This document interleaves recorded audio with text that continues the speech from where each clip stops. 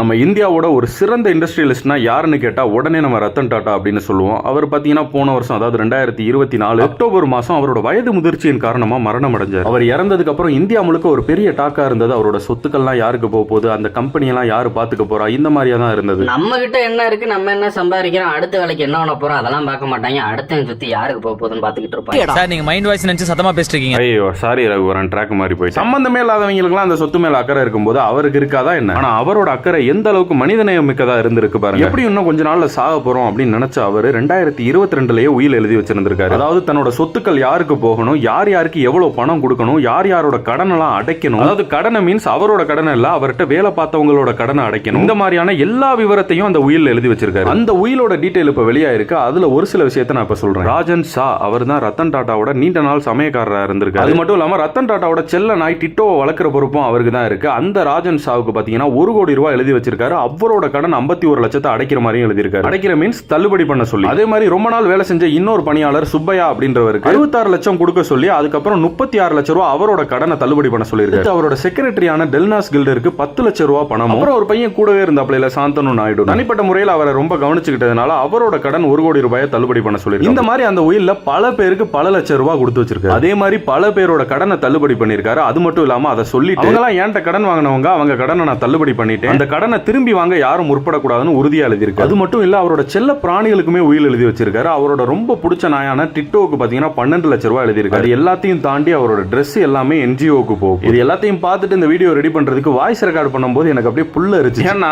பல பேர் வாய்ஸ் அவுடாலுக்கு நான் என் சொத்தை ஊருக்கே எழுதி வைப்பேன்னு சொல்லி கேட்டிருக்கேன். ஆனா உண்மையிலே ஒரு ஆள் இப்படி எழுதி வச்சதை நான் இப்பதான் பாக்குறேன். உண்மையிலே இந்த மனுஷன் கிரேட், கோட்டு, லெஜெண்ட் எது வேணா போட்டுக்கோங்க, எல்லாத்துக்கும் இவர் தகுதியான ஆளு.